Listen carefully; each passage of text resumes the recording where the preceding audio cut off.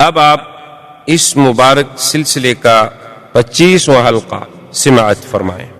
اب جناب جب یہ لشکر وہاں پہنچا اور وہ غساسنہ بنو غسان کو بھی پتہ چلا تو ان کا جو سردار تھا حارث، اس نے روم کے بادشاہ کو لکھا کہ ہماری مدد کرو۔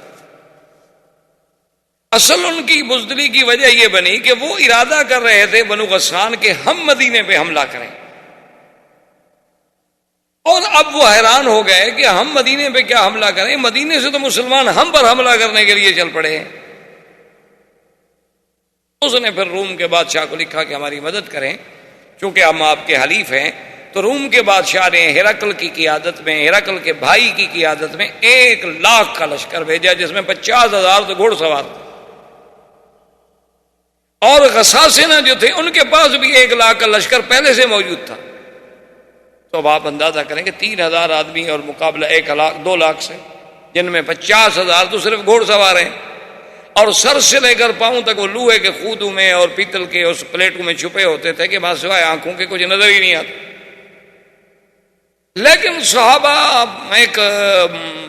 وہ تو قوت ایمان سے لڑنے والی قوم تھی نا، وہ عادات سے لڑنے والی تو قوم ہی نہیں تھی۔ ان کا تو ایک ایمان تھا کہ بھئی مسلمان ہر حال میں کامیاب ہے، اگر آدمی مارا جائے شہید ہو جائے گا، بچ گیا تو غازی بن جائے گا، ہمارا تو گھاٹا کسی حال میں ہوتا ہی نہیں۔ جب گھاٹا ہی نہیں تو ڈرے کیوں؟ ڈرتا تو وہ ہے نا جی کہ اگر مر گیا تو یہاں بھی آگ لگائیں گے اور آگے بھی جہنم کی آگ ہے، وہ تو ڈرے کہ بھی یہاں بھی بہت ذرا پیار کریں گے تو ذرا لکڑی قیمتی رکھ دیں، بڑا آدمی مر جائے گا تو سندل کی لکڑی میں جلا دیں، لیکن جلائیں گے آگ سے۔ تو جب ہم نے اپنی ابتدا خود آگ سے کی ہے تو آگے تو آگ ویسے تیار ہے۔ ان کو تو بڑا مسئلہ ہوتا ہے، وہ تو بڑے گھبراتے ہیں، ڈرتے ہیں کہ اب کیسے کریں، مریں۔ لیکن ایک مسلمان کے دماغ میں تو یہ ہوتا ہے کہ ٹھیک ہے جی، مر گئے تو 1,00,000 کے اور بچ گئے تو 1,00,000 کے، کیا ہے، غازی بن جائیں گے، اور مر گئے شہید ہو گئے۔ اور شہید کا مقام اتنا بلند ہے کہ اللہ فرماتا ہے کہ شہیدوں کو مردہ بھی نہ کرو۔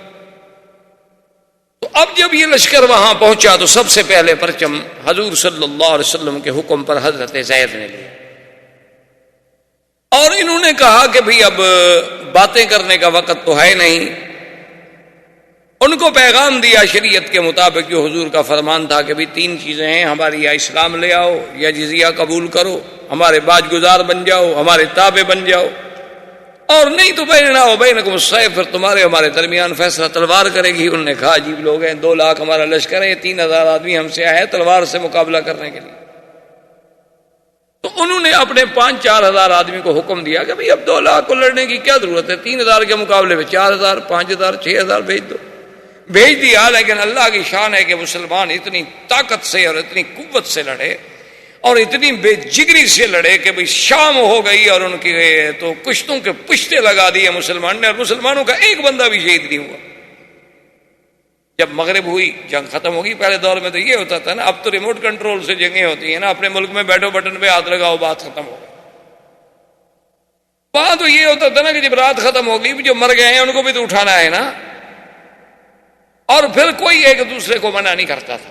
لاشیں باقاعدہ اٹھاتے تھے، وہ اپنی لاشیں لے جاتے، وہ اپنی لاشیں لے جاتے، وہ اپنے زخمی لے جاتے، وہ اپنے زخمی لے جاتے، یعنی عجیب جنگیں ہوتی تھی۔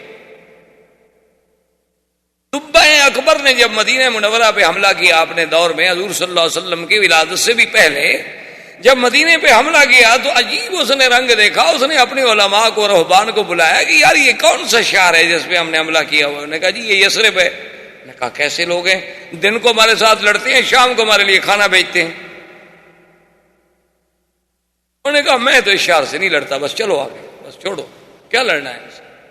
وہ شام کو کھانا پکا کے ہماری فوج کے لیے کھانا بھی بھیج دیں گے، تم ہمارے مہمان ہو، اور سارا دن لڑائی کرتے کہ جب تم لڑنے آئے ہو تو ہم لڑنے کے لیے بھی تیار ہیں، لیکن رات ہو گئی آپ روٹی کہاں پکاؤ گے، ہم آخر گھر والے ہیں، ہمارے تو بچے ہیں نا ادھر، کھانا تو ہم بھیجیں گے آپ۔ اس دور میں کچھ لوگوں کے کردار تھے، کچھ روایات تھے۔ اب تو بدقسمتی یہ ہے نا کہ ہم ایک ایسے دور سے گزر رہے ہیں، ہم ایک ایسے عصر میں، ایسے قرن میں آ گئے ہیں کہ بھئی جس کے کوئی روایات ہی نہیں رہے، نہ اخلاق رہا، نہ کردار رہا، نہ روایات رہا، نہ کوئی مردانگی کے اصول رہے، نہ دوستی اور دشمنی کے کوئی ضابطے رہے، اب ہم تو بالکل قعر مذلت میں گر چکے. جیسے کہ حالی نے کہا تھا، اے خاصہ اے خاصان رسل، وقت دعا ہے امت پہ تیری آ کے عجب وقت پڑا.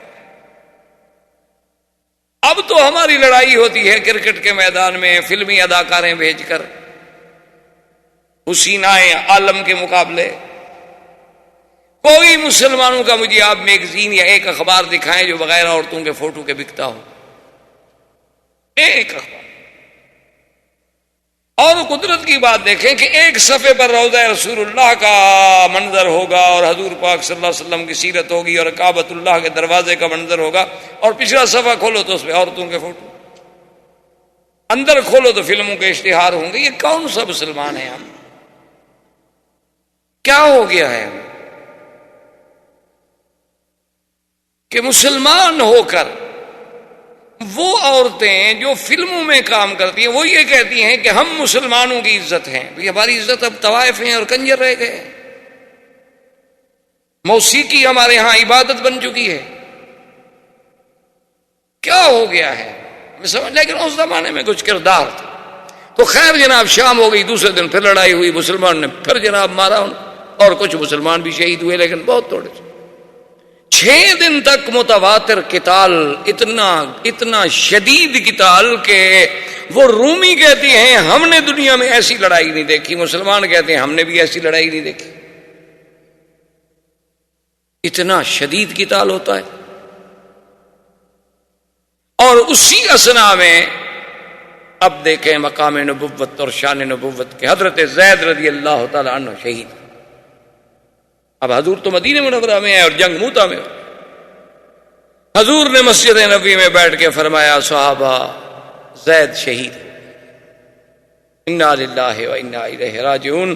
حضرت زید شہید ہو گئے. اب پرچم جعفر نے اٹھایا. حضرت جعفر رضی اللہ تعالیٰ عنہ اتنی بے جگری سے لڑے کہ دشمن نے ہاتھ مارا تلوار کا، آپ کا دایاں ہاتھ کٹ گیا، آپ نے بائیں ہاتھ میں پرچم لے لیا. دوسرے نے تلوار کا وار کیا، آپ کا بایاں ہاتھ کٹ گیا تو آپ نے اپنے سینے کے ساتھ اس کو لگا لیا کہ پرچم نہ گرے محمد الرسول اللہ صلی اللہ علیہ وسلم.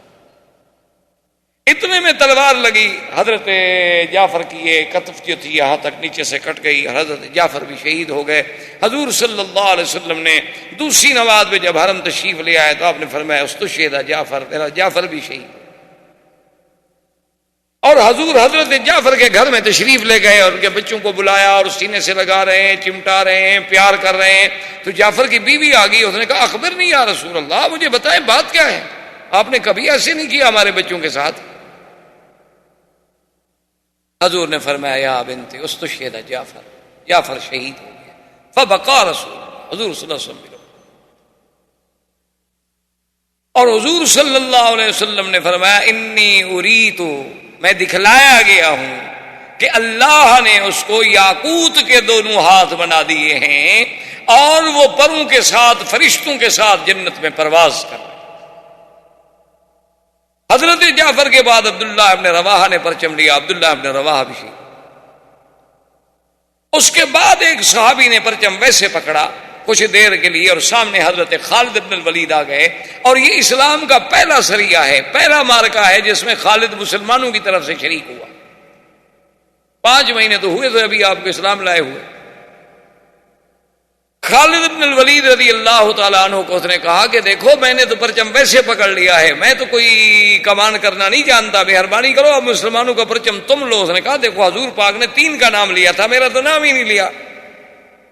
اس نے کہا اس کا مطلب یہ تھوڑا ہے کہ تمہارا بھی نام لیتے، اب کسی نے تو آخر اس پرچم کو لینا ہے نا. تو خالد بن ولید نے پرچم لے لیا اور جنگ روک دی اور وہ پیچھے ہٹ گئے، مسلمان پیچھے ہٹ گئے. حضرت خالد نے غور کیا، تدبر کیا کہ ہمارے پاس تو 2500 آدمی رہ گئے ہیں اور ان کا اگر ہم نے 2500 بھی مار دیا ہو تو 2 لاکھ میں کتنی کم ہو گئے ہیں. خالد بن الولید جو تھے رضی اللہ تعالی عنہ، یہ بطل من ابطال الاسلام، اور خدا کی شان ہے کہ جب حضور شام کو عشاء کی نماز کے لیے مسجد میں تشریف لے آئے تو حضور کے چہرے پہ ایک بڑی عجیب سی خوشی تھی، اور آپ نے فرمایا مسلمانوں، میرے تو تینوں جرنیل جو تھے شہید ہو گئے، لیکن اب اس بندے نے پرچم اٹھایا ہے الذی سیف من سیوف اللہ، جو اللہ کی تلوار ہے، اب اس کے ہاتھ میں پرچم، اب مسلمانوں کو کوئی شکست نہیں دے سکتا۔ اور اسلام میں یہ دو مجاہد گزرے ہیں، بطل اسلام گزرے ہیں، ایک خالد بن ولید اور ایک حضرت زبیر بن العوام۔ یہ دو آدمی تھے جو دونوں ہاتھ میں تلوار پکڑ کے دشمن سے مقابلہ کرتے تھے، ورنہ کوئی دنیا کا بہادر کبھی دو ہاتھ سے نہیں لڑتا، ہمیشہ ایک ہاتھ سے لڑتا ہے۔ ایک ہاتھ میں ڈھال ہوتی ہے یا ترس ہوتی ہے یا گھوڑے کی لگام ہوتی ہے۔ یہ دو آدمی تھے صرف جنہوں نے کبھی ایک ہاتھ میں تلوار نہیں پکڑی بلکہ دونوں ہاتھوں میں تلوار لے کے مقابلہ کرتے تھے۔ اور خالد بن ولید کا ماشاءاللہ اتنا قد بھی اتنا اونچا تھا کہ گھوڑے پہ بیٹھتے تو پاؤں ویسے زمین کو لگا لیتے تھے، طویل القامات۔ خالد بن الولید نے یہ کیا، اس نے اپنی فوج کو بدلا، کیونکہ اس زمانے میں اس طرح اصول ہوتا تھا کہ ایک ہوتا تھا میمنہ، دائیں ہاتھ میں فوج رہتی تھی، ایک میسرہ بائیں ہاتھ میں، ایک مقدمہ، ایک مؤخرہ اور ایک قلب، ایک آگے ایک پیچھے اور ایک درمیان۔ تو حضرت خالد بن ولید نے یہ کیا کہ جو میمنہ پہ تھے وہ میسرہ پہ لے آیا، جو میسرہ پہ تھے وہ میمنہ پہ لے آیا، جو مقدم میں تھے وہ مؤخر پہ لے آیا، جو مؤخر میں تھے وہ مقدم پہ لے آیا، اور سب کے پرچم بھی بدل دیے۔ اب جب صبح ہوئی تو رومیوں نے دیکھا، انہوں نے کہا جاءہم المدد من المدینہ، تو مدینے سے فوج اور آ گئی، ہم تو پہلے 3000 سے نہیں لڑ پا رہے تھے، یہ دیکھو پرچم بھی نئے ہیں، اور یہ آدمی تو ہم نے کل نہیں دیکھے، یہ تو اور لوگ آ گئے۔ خالد بن ولید نے حکم دیا اور نعرہ تکبیر کہہ کے اتنی زور سے حملہ کیا کہ خالد کہتے ہیں کہ اس دن میرے ہاتھ سے 10 تلواریں ٹوٹ گئیں، مارتے مارتے قتل کرتے کرتے تلواریں ٹوٹ جاتی تھی، وہ پھینک دیتا تھا اور لے لیتا، تو وہ ٹوٹ جاتی تھی وہ پھینک دیتا تھا میں اور لے لیتا، اتنا مارا نا جی کہ اب ان میں افراتفری پھیل گئی، وہ دوڑے بھاگے، 2 لاکھ آدمی 3000 کے آگے بھاگ رہا۔ جب انہوں نے بھاگنا شروع کیا تو خالد نے آرڈر کیا اپنی فوج کو کہ پیچھے آؤ پیچھے آؤ پیچھے آؤ، ہٹو۔ اب نے کہا خدا کے بندے کیا کر رہے، وہ بھاگ رہے ہیں۔ اس نے کہا وہ بھاگتے بھاگتے بھی رک گئے تو ہم سے زیادہ ہیں، کوئی عقل کرو، اب پیچھے آؤ اور ہٹو، واپس چلو مدینہ۔ اپنی فوج کو سالم لے جانا بھی تو بڑی بات ہے نا۔ حضرت خالد بن ولید اپنی فوج کو پیچھے ہٹاتے رہے۔ اچھا، ان کو اللہ پاک نے اتنا روب ڈال دیا تھا خالد کا کہ انہوں نے حملہ کرنے کی ضرورت نہ کی، افراتفری میں بٹ گئے، اس کے بعد جمع ہوتے رہے، 2-3 دن لگے، 2-3 دن میں قافلہ مدینہ منورہ تو بہت دور نکل گیا۔ جب صحابہ کو پتہ چلا کہ مسلمان تو ہزیمت کھا کے واپس آ رہے ہیں تو انہوں نے کہا فرارون فرارون، یہ لوگ ہیں جو بھاگ کے آ رہے ہیں دشمن کے مقابلے پہ۔ عورتوں نے کہا کہ ایسا کرو کہ اگر ہمارا خاوند بھاگ کے آ رہا ہے اور یہ بات سچی ہو گئی تو میں اپنے گھر کا دروازہ نہیں کھولوں گی، بزدل آدمی میرا خاوند ہو۔ پہلے لوگ جو تھے وہ تو شجاعت اور بہادری کو عزت سمجھتے تھے، عورتیں بھی۔ جب بالکل مدینہ منورہ پہنچے حضور نے فرمایا نہیں، انہم لیسو فراری، وہ فرارین نہیں ہے بل انہم کرارون، وہ تو پیچھے ہٹ کے پھر حملہ کرنے والے لوگوں میں ہیں، وہ بھاگ کے نہیں آ رہے۔ کیا کہہ رہے ہیں؟ 2,500 کے لشکر کو صحیح سلامت دشمن کے منہ سے چھڑا کے واپس لے آنا کو مذاق ہے؟ تو خیر یہ لشکر واپس آ گیا، اور اسی اثناء میں حضور صلی اللہ علیہ وسلم نے غزوہ ذات السلاسل کے لیے بنی قضاء پر حملہ کرنے کے لیے آپ نے عمرو بن العاص کو قائد بنایا، حکم دیا کہ ان پہ حملہ کرو۔ عمرو بن العاص جب چلے تو خدا کی شان دیکھو کہ عمرو بن العاص امیر ہیں اور حضرت ابو بکر بھی اس جنگ میں ساتھ ہیں، لیکن ان کو حضور نے امیر نہیں بنایا۔ حضرت عمر بھی ساتھ ہیں، ان کو بھی امیر نہیں بنایا، وہ تابع ہیں عمرو بن العاص کے۔ امتحان ہوتے تھے کبھی اللہ کے رسول کے حکم کی کیسے اطاعت ہوتی۔ جب یہ راستے میں چلے تو انہیں پتہ لگا کہ بنی قضاء جو ہے وہ تو بہت بڑا قبیلہ ہے اور ہم تو سارے 200 آدمی ہیں۔ انہوں نے پھر پیغام بھیجا حضور کی خدمت میں کہ ہم بہت تھوڑے ہیں اور ان کا لشکر بہت بڑا ہے ہماری مدد کے لیے۔ تو حضور نے ابی عبیدہ بن الجراح کو اور آدمی دے کے بھیجا ان کی مدد کے لیے۔ تو ابی عبیدہ کا لشکر جب پہنچا عمرو بن سالم کے پاس، عمرو بن العاص کے پاس، اس نے پوچھا کہ دیکھو بات سنو، مسلمان کتنا؟ انہوں نے کہا کہ 200 کا لشکر اور آگے ہے۔ نماز کا وقت آیا تو سب نے کہا کہ ابھی عبیدہ چونکہ زیادہ بڑے تھے نا صحابیت میں کہ وہ نماز پڑھائے. عمرو بن العاص نے کہا کہ نہیں, وہ کیوں نماز پڑھائے, اللہ کے نبی نے مجھے امیر بنا کے بھیجا ہے, نماز جو ہے وہ تو امیر پڑھائے گا, کیونکہ اسلام کا یہ حکم ہوتا تھا کہ جو خلیفۃ المسلمین ہے وہ نماز پڑھائے, جو امیر ہے وہ نماز پڑھائے. آج اگر ان کو نماز پڑھانی پڑے, کیا خیال ہے آپ کا؟ جن نے خود زندگی میں نہ پڑھی ہو تو پڑھائیں گے کیسے؟ وہ نماز کیسے پڑھائیں گے؟ ہمارے علاقے میں ایک عید کا موقع تھا اتفاق سے, تو اتفاق ایسا ہوا کہ انہوں نے مولوی صاحبان کو جو بلایا نا, تو ایک بریلوی مولوی بھی نماز پڑھانے پہنچ گیا, ایک دیوبندی بھی پہنچ گیا, ان کا بھی عالم آ گیا, ان کا بھی عالم آ گیا. اب کچھ لوگ کہیں یہ پڑھائے, وہ کچھ کہیں وہ پڑھائے, جھگڑا ہو گیا. تو وہاں ایک پیر صاحب تھے, بڑے بجی شکل, خوبصورت ماشاءاللہ, اور بڑے بہت بڑے ان کے مریدین بھی تھے, اور بڑا ان کا وقار بھی تھا, سیاسی بھی, زمیندارہ بھی, بہت بڑے جاگیردار بھی تھے. تو وہ جب آ گئے تو لوگوں نے کہا کہ ایسا کرو گے, جھگڑا نہ کرو.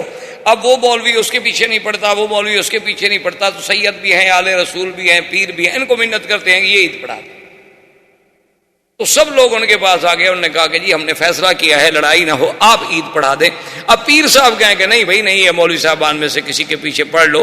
لوگ کہیں کہ نہیں حضرت آپ پڑھائیں. لوگ کہیں دیکھو جی پیر صاحب کتنا متواضع آدمی, اصل پیر نے کبھی عید پڑھائی ہو تو پڑھائے نا, اس کے لیے تو مصیبت آ گئی, پڑھاؤں کیا؟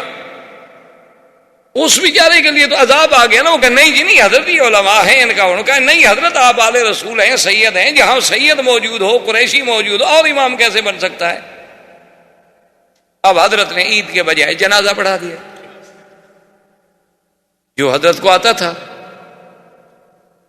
اب سلام پھیر کے لوگ بیٹھے ہوئے ہیں کہ یہ تو نئی عید ہے, اس کی تکبیریں بھی الگ ہیں, اس کے بعد جناب یہ ہے کہ نہ کوئی خطبہ ہے نہ کوئی بات ہے, یہ کون سی عید ہے؟ تو انہوں نے کہا کہ انہوں نے کہا بس ان دو حضرات کے اختلاف کا میرے ذہن پہ اتنا اثر ہوا کہ میں یہ سمجھ نہیں آیا کہ میں نے کیا پڑھا ہے, بہتر ہے کہ پھر عید پڑھ لیں. تو پھر بریلویوں نے بریلویوں کے پیچھے پڑی, دیوبندیوں نے دیوبندیوں نے, ایک میدان میں 3 عیدیں ہو رہی. تو بہرحال اس زمانے میں اسلام یہ کہتا ہے کہ نہیں, جو خلیفہ ہوگا, جو امیر ہوگا, وہی امام ہوگا. اب عمرو بن العاص مصلی پہ آ کر لوگوں نے کہا خدا کے بندے, تم شان میں چھوٹے ہو, عمر میں چھوٹے ہو, اسلام میں چھوٹے ہو, ابھی عبیدہ ہیں, ابو بکر ہیں. انہوں نے کہا حضور نے امیر مجھے بنایا ہے کہ تمہیں بنایا ہے؟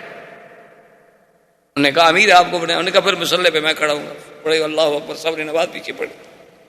حضرت عمر کو بات ناگوار گزری, چھوٹا آدمی ہے. اب راستے میں چلے تو اتنی شدید سردی تھی, اللہ معاف کرے, کہ ایسے حالات ہو گئے کہ صحابہ شدت سردی سے کانپ رہے ہیں, اور خطرہ ہو گیا کہ اللہ معاف کرے کہ وہ آدمی سردی سے مر نہ جائیں. تو حضرت عمر نے کہا امیر سے کہ مہربانی کرو, قافلہ روکو اور حکم دو آگ جلانے کا. اس نے کہا نہیں, آگ کوئی نہیں جلا سکتا, میں امیر ہوں, حکم میرا چلے.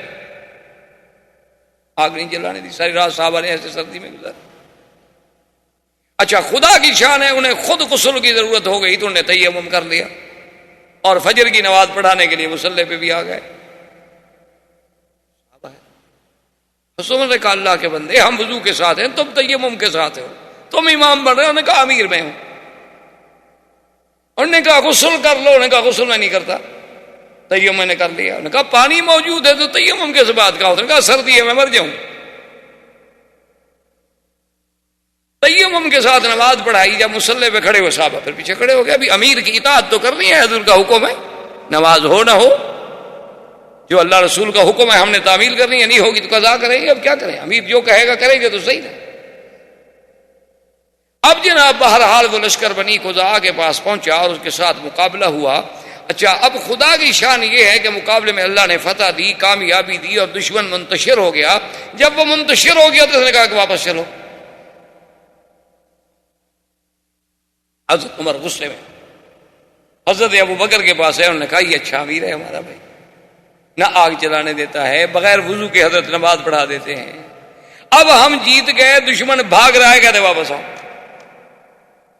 اب حکم نہ مانے تو امیر کی مخالفت ہے نا. حضور نے فرمایا من اطاع امیری فقد اطاعنی ومن عصا امیری فقد عصانی. جس نے میرے بنائے ہوئے امیر کی مخالفت کی اس نے میری مخالفت کی. ہم مخالفت تو کر نہیں سکتے. حضرت ابو بکر نے کہا فہدایا, عمر ٹھنڈے ہو جاؤ, اللہ کے رسول نے, میں بھی موجود تھا, تم بھی موجود تھے, امیر اس کو بنایا ہے یا ہمیں بنایا ہے؟ نے کہا امیر تو ان کا پھر اللہ کی رسول کی مرضی، اور جب ہمارا ایمان ہے کہ اللہ کا رسول کوئی بات اللہ کے فرمان کے بغیر نہیں کرتے تو پھر اعتراض کرنے کی کیا بات ہے. واپس آ گئے. بہرحال حضور کو شکایت کی گئی. حضور نے عمرو بن العاص کو بلایا کہ بھئی تم نے بڑے صحابی کو نماز نہیں پڑھا. کہا حضور امیر میں تھا. آپ نے فرمایا ہاں بات تو ٹھیک ہے. اور نے کہا تم نے آگ نہیں جلانے دی اللہ کے بندے. صحابہ ساری رات سردی میں ٹھٹرتے. اس نے کہا حضرت میں آگ جلاتا دشمن کو پتہ نہ لگ جاتا کہ ہم آ رہے ہیں؟ آگ دیکھتا نہیں وہ. یہ بات بھی اس کی ٹھیک ہے. اس نے کہا اچھا پھر یہ ہے کہ تم نے تیمم کر کے نماز پڑھا دی، پانی موجود تھا. اس نے کہا آپ فرماتے ہیں کہ اپنے آپ کو ہلاکت میں نہ ڈالو. حضرت اتنی سردی میں اگر غسل کرتا میں تو مر جاتا تو امیر کیسے بنتا؟ آپ نے فرمایا یہ جواب بھی اس کا ٹھیک.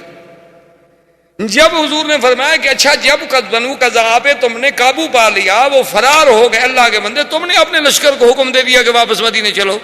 اس نے کہا حضور ان کی مدد کے لیے فلاں جگہ سے لشکر چل پڑا تھا، اب اگر ہم رکتے تو ہم پہ حملہ کر کے کامیاب ہو جاتے. ہم جیت گئے، ان کو شکست دی، خیریت سے مدینے بھی آ گئے. حضور نے فرمایا بھی بات تو اس کی ٹھیک ہے.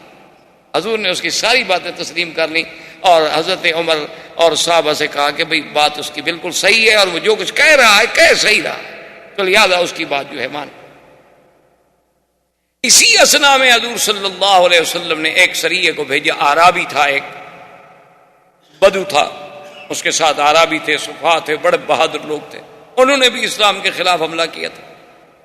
اب خدا کی شان ہے کہ 300 کا لشکر ہے اور صحابہ کے پاس کھانا ختم ہو گیا، کھانے کو کوئی چیز نہیں ہے. بڑے پریشان ہیں. دعا کرتے ہوئے سمندر کے کنارے کے قریب آئے تو دیکھا کہ ایک ٹیلا جیسے پڑا ہوتا ہے. کہ چلو دیکھیں کہ آگے ہے تو مچھلی. تو 3 مہینے تک صحابہ اسی ایک مچھلی سے کھاتے رہے. اس کا نام تھا امبر.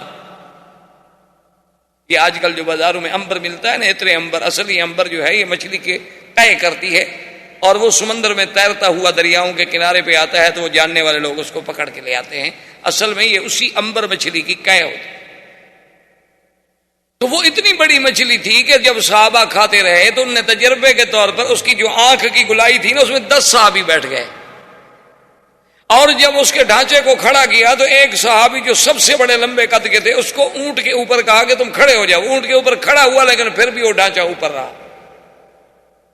وہ گوشت کھا رہے ہیں اور اس کا جناب تیل استعمال کر رہے ہیں. صحابہ کو تو اللہ نے رزق دے دیا. واپس آئے. حضور نے فرمایا حل معکم شیء، اس میں سے مچھلی سے کچھ تمہارے پاس ہے؟ انہوں نے کہا حضور ہاں گھی بھی لائے ہیں، اس کا گوشت بھی ہے. آپ نے فرمایا لے آؤ مجھے بھی کھلاؤ. حضور صلی اللہ علیہ وسلم نے بھی وہ نوش فرمایا. اور اسی اسنا میں آپ نے پڑھا ہوگا انشاءاللہ یا سنا ہوگا کہ جب حدیبیہ میں صلح ہوئی تھی تو صلح میں ایک شرط یہ بھی تھی کہ جو قبیلہ جس کا حلیف بننا چاہے، قریش کا بنے یا اسلام کا بنے، تو بنو بکر بنے تھے حلیف قریش کے اور بنو خزاعہ حلیف بنے تھے حضور صلی اللہ علیہ وسلم. تو اب بنو بکر نے شرارت کرنی شروع کر دی. وہ کیا کریں، رات کو جا کے بنو خزاعہ پہ حملہ کر. اچھا خدا کی شان ہے، حملہ کرنے جائیں، جو حملہ کرنے جائیں وہ مارے جائیں. بنو خزاعہ والے آگے ہوشیار وہ مار دیں. ایک حملہ کیا مارے گئے، دوسرا حملہ کیا خود مارے گئے، تیسرا حملہ کیا خود مارے گئے.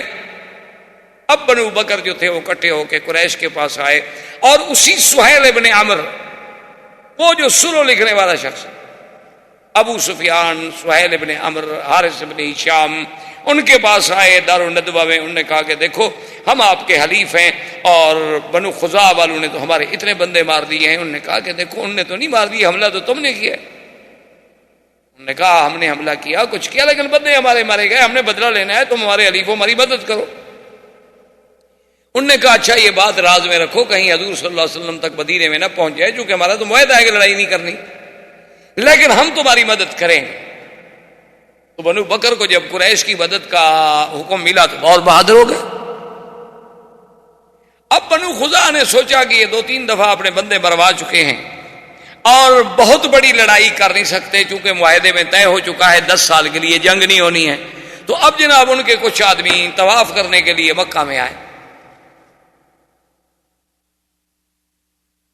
اور اطمینان کے ساتھ بغیر کسی ہتھیاروں کے. اور بنو خزاعہ کا ایک سردار تھا، اس کا نام تھا بدیل ابن ورقہ، اس کا گھر مکے میں تھا. بنو خزاعہ کا قبیلہ تو باہر رہتے تھے لیکن اس کا ایک گھر مکے میں بھی تھا. جب وہ مکے میں ہوتا تو اپنے گھر میں رہتا. یہ آدمی بیچارے آئے، ابھی یہ حرم میں داخل ہوئے اور بنو بکر نے قریش کے ساتھ مل کے حملہ کر دیا. جب حملہ کر دیا تو قریب کیا کریں، وہ تو بالکل نہاتے ہیں نا۔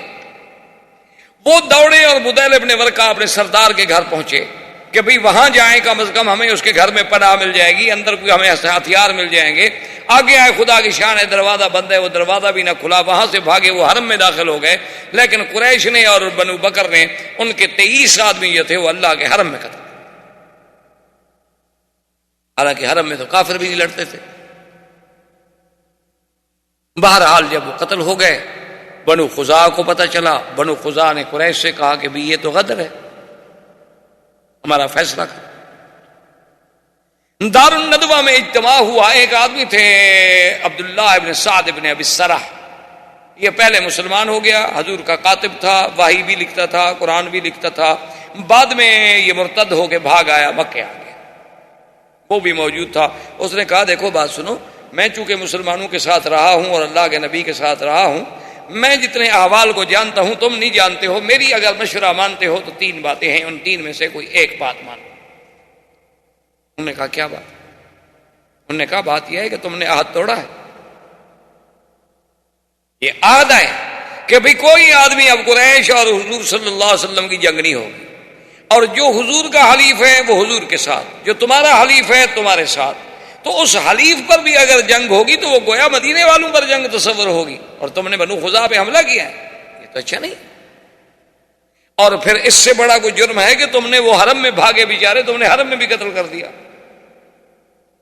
اب 3 باتیں ہیں، یا تو ایسا کرو کہ ان کے 23 آدمی مارے گئے ہیں، بنو بکر والوں میں بھی پیسے والے ہیں، تم بھی سردار ہو، پیسے اکٹھے کر کے ان کو دیت دے دو اور معافی مانگ لو کہ 23 آدمی کی دیت ہم دیتے ہیں۔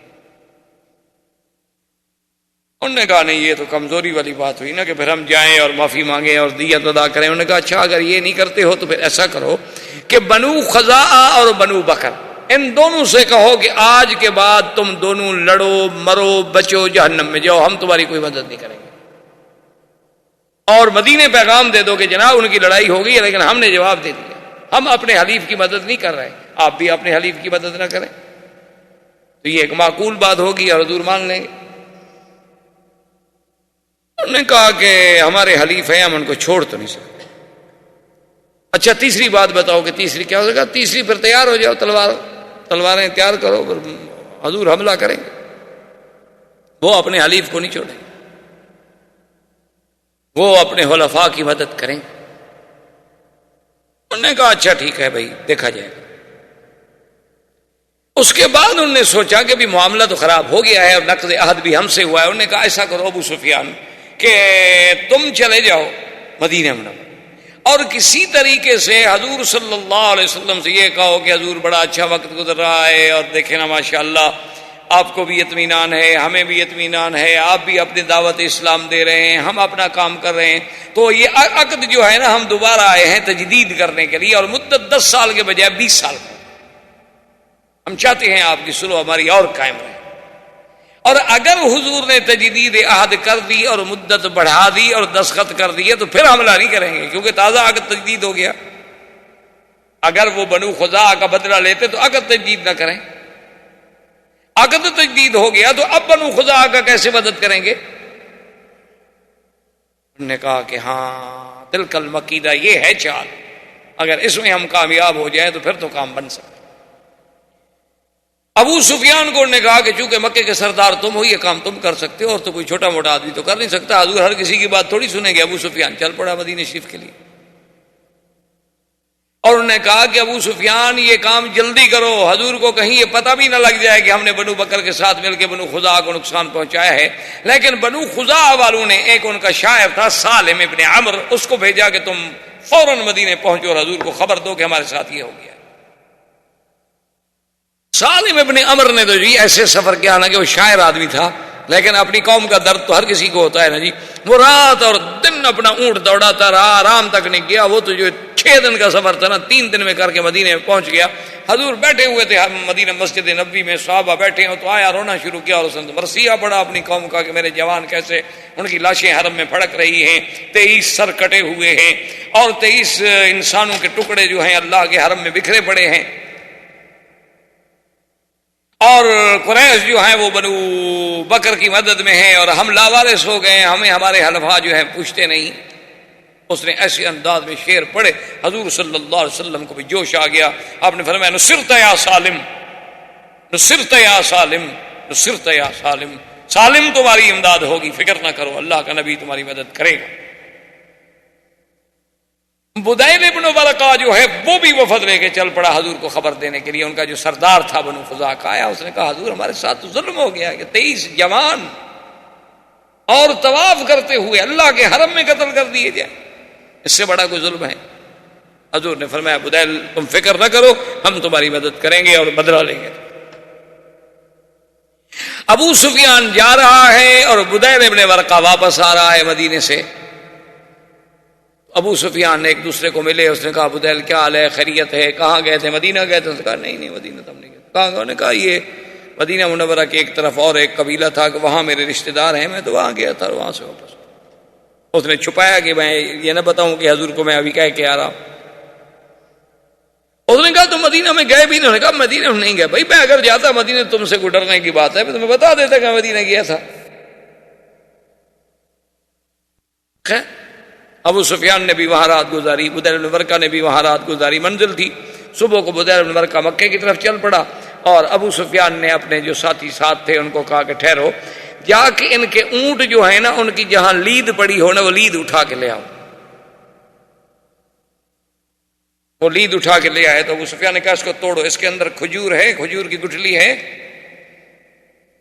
جب توڑا تو کھجور کی گٹھلی نے کہا ہاں بدیل بن ورقہ مدینے گیا تھا، کھجوریں صرف مدینے والے اونٹوں کو کھلاتے ہیں اور کوئی قبیلہ نہیں کھلاتا، چونکہ ان کے پاس کھجور بہت ہوتی ہے تو اونٹوں کو بھی کھلا دیتے ہیں.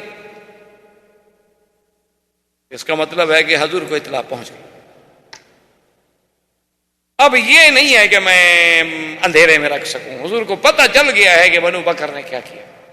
خیر بہرحال اس نے کہا کہ اب حل کوئی نہیں، اب سیدھا تو مجھے نہیں جانا چاہیے مدینہ منورہ میں حضور کی خدمت میں. پہلے ایسا کیوں نہ کروں کہ میں اپنی بیٹی کے گھر ام حبیبہ کے گھر میں جاؤں اور اپنی بیٹی جو ہے وہ حضور کی بیوی ہے، امہات المومنین ہیں، ان کو تیار کروں کہ کوئی تھوڑی سی فضا تو ہموار کرے نا حضور سے بات کرنے کی. ابو سفیان سردار تھا، سمجھدار آدمی تھا.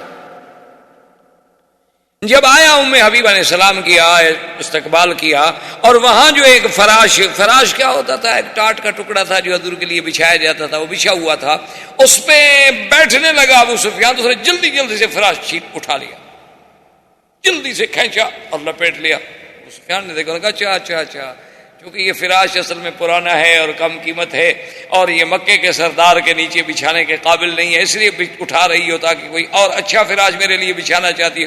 اس نے کہا نہیں، ھذا فراش رسول اللہ وانت نجس. اس نے کہا یہ میرے مدنی محمد مصطفیٰ کا بستر ہے اور تم مشرک ہو، پلید ہو، اللہ کے نبی کے بستر پہ نہیں بیٹھ سکتے. آج ہماری بیٹیوں میں بھی اسلام کی ایسی غیرت ہے، جنہوں نے مونا لیزا اور ڈیانا پڑھنی ہو، اس میں کیا غیرت آئے گی بھائی؟ وہ تو وہی سیکھیں گی نا جو کچھ ان کا کردار تھا، وہ بھی وہی سیکھیں گے کہ ہوٹلوں میں کیسے رہتے ہیں، گاڑیوں میں کیسے جاتے ہیں، شراب کیسے پی جاتی ہے، شیمپین کے دور کیسے چلتے ہیں. انہوں نے تو پھر وہی سیکھنا ہے نا جن کی وہ متبع ہیں، جن کی اقتدا کر رہی ہیں.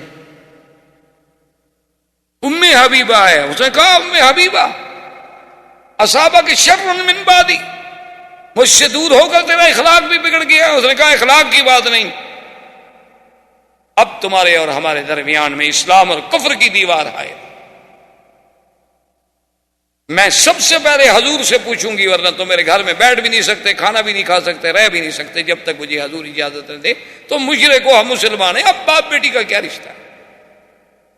حضور کی خدمت میں حضور نے فرمایا سلی آپ، تمہارا باپ ہے، احترام کرو، کھانا کھلاؤ، دعوت دو. یہ ٹھیک ہے، کافر ہے تو کافر ہے، تمہارا تو باپ ہے نا. خیر بہرحال اس کے بعد ابو سفیان آیا، حضور سے ملا. حضور نے فرمایا ہاں ابو سفیان ما جاء بک، کیسے آیا؟ اس نے کہا حضور آپ کا اور ہمارا ماشاءاللہ دیکھیں کیسا خوبصورت وقت گزر رہا ہے اور بڑی تمام قبائل مطمئن ہیں اور لوگ مطمئن ہیں، اللہ کا کعبہ آباد ہے، ہم بڑے مزے میں ہیں، آرام سے تجارت ہو رہی ہے اور آپ کی دیکھیں بادشاہوں کو، ہرقل کو بحرین میں، عمان میں، ہر جگہ دعوت جا رہی ہے. ہم اس لیے آئے ہیں کہ عقد تجدید فرما دیں اور مدت بھی 10 سال کے لیے بڑھا دیں، ہم تو بس اس لیے حاضر ہوئے ہیں. حضور نے فرمایا لا نخون ولا نغدر یا ابی سفیان. ابو سفیان ہم نہ تو کبھی خیانت کرتے ہیں اور نہ اپنے عہد میں کبھی قدر کرتے ہیں، اب یہ عہد تجدید نہیں ہو سکتا۔ انہوں نے کہا حضور کیا کہہ رہے ہیں، کمال ہے آپ کی، ہمارے تو کوئی شکایت نہیں ہے۔ اس نے کہا ما فعلتم ببنی خزاعہ، ابو سفیان تم نے بنو خزاعہ کے ساتھ کیا کیا؟ اللہ کے حرم کا بھی لحاظ نہیں کیا اور پھر عقد بھی تجدید کرانا چاہتے ہو۔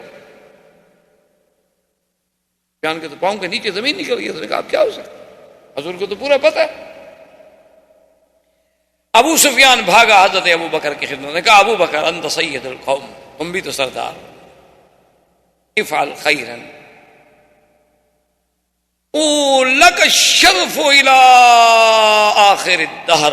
ابو بکر مہربانی کرو تم معاہدے پہ سلو کے دستخط کر دو، حضور نہیں کرتے نہ کریں، تم بھی تو سردار ہو نا، تم بھی تو مسلمانوں کے بڑے ہو، تمہارا قریش پہ احسان ہو جائے گا اور سلو، اور قیامت تک یاد کیا جائے گا کہ ابو بکر سلو کن آدمی تھا کہ چلو اللہ کے نبی نے نہیں ماننے۔ نے کہا ابو سفیان کیا کہہ رہے ہو، حضور نے دستخط نہیں کیے میں کر دوں،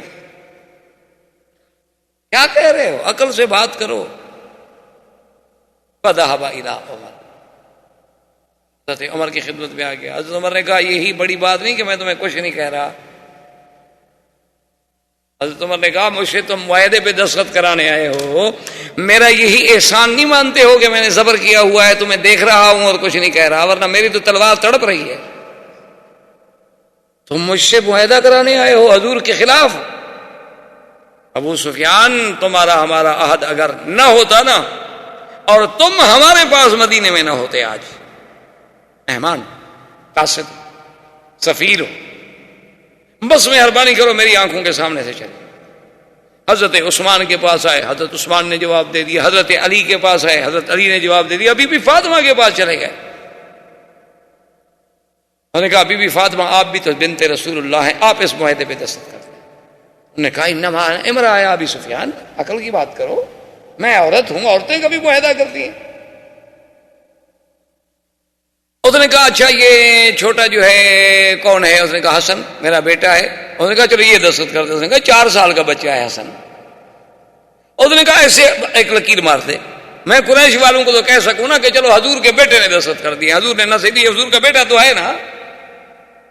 اس نے کہا ابو سفیان تمہارا دماغ تو نہیں چل گیا، کیا کہہ رہے ہو، یہ چھوٹا سا بچہ شروع کر دے۔ فرجا، اب ابو سفیان ناکام۔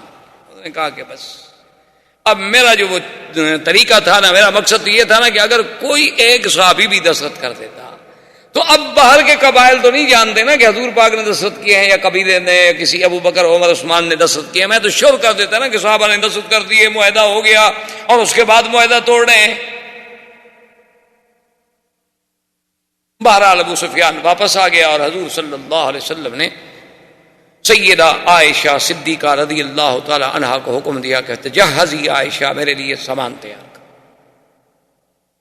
حضرت ابو بکر آئے، دیکھا بی بی عائشہ حضور کی زرہیں ہیں، حضور کی تلواریں ہیں، حضور کا سامان صاف کر رہی ہیں، تیار۔ اس نے کہا الا این عائشہ، کیا تیاری ہو رہی ہے؟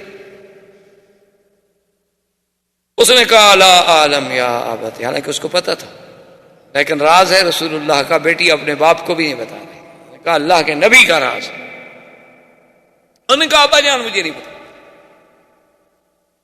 حضور صلی اللہ علیہ وسلم نے بڑے بڑے صحابہ کو حکم دیا کہ بھی تیاری کرو، لیکن یہ کسی کو پتا نہیں کہ کہاں جانا۔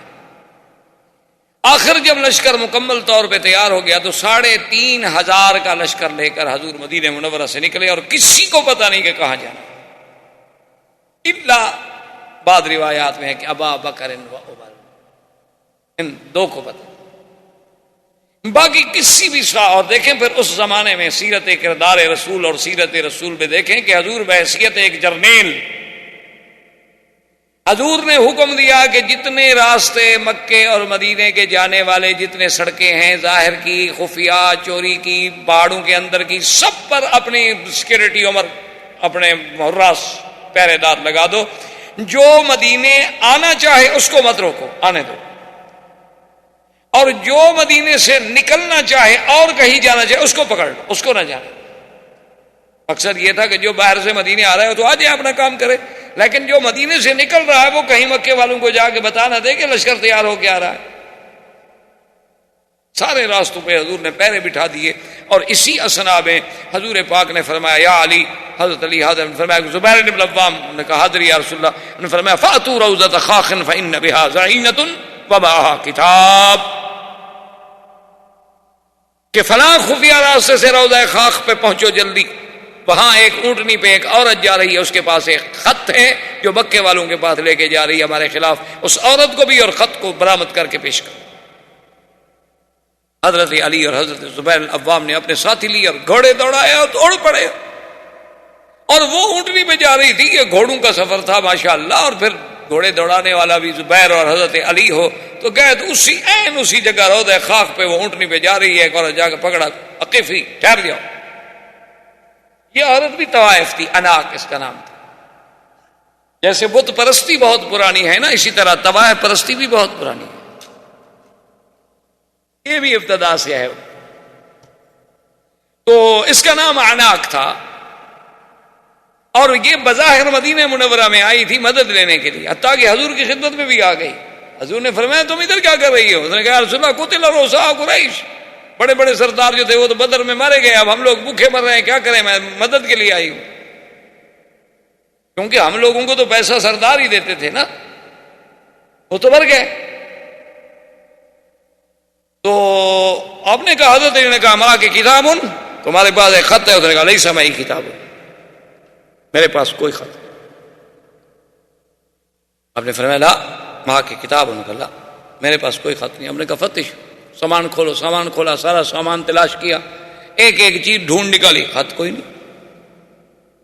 زبیر بن العوام نے کہا کہ حضرت علی اگر خط ہوتا تو کہاں ہوتا؟ بھی ہم نے اونٹ کی پلان تک دیکھ لی ہے، اس کی گٹھڑیاں دیکھ لی، سامان دیکھ لیا. حضرت علی نے کہا کیا کہہ رہے ہو؟ ماں کسی پر رسول سرکار دو جہاں کو جبریل نے جھوٹ نہیں بولا. بابا کذبنا رسول اللہ، اور نہ اللہ کے نبی نے ہم سے جھوٹ بولا، اس کے پاس خط ہے. اس نے کہا علی واللہ لیس معی کتاب، میرے پاس کوئی خط نہیں. ایسے بلا وجہ آپ مجھ پر تشدد. حضرت علی نے فرمایا کہ بات سنو اناک، فخرج الکتاب واللہ لاجردنکی، اگر تم نے کتاب نہ دیا، وہ خط میرے حوالے نہ کیا، میں تمہارے کپڑے اتار دوں.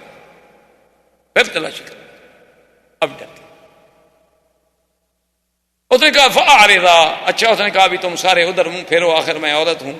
دیکھو اس وقت کی طوائف کو بھی شرم ہے کہ کوئی مرد مجھے نہ دیکھے.